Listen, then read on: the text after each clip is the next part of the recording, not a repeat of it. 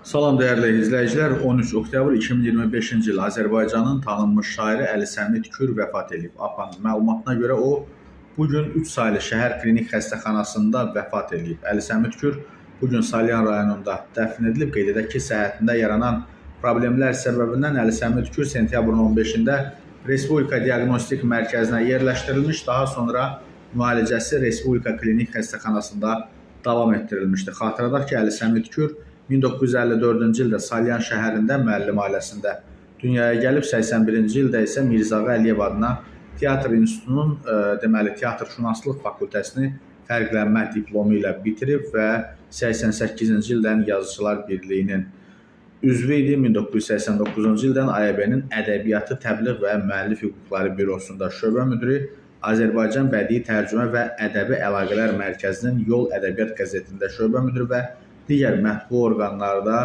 çalışıb. Əli Səmid Kür Salyan rayon qəbristanlığında dəfn edilib. Onunla rayonun Hacı Tağı məscidində vida mərasimi keçirilib. Dəfndə şairin yaxınları, rayon ictimaiyyəti iştirak edib. Allah rəhmət eləsin.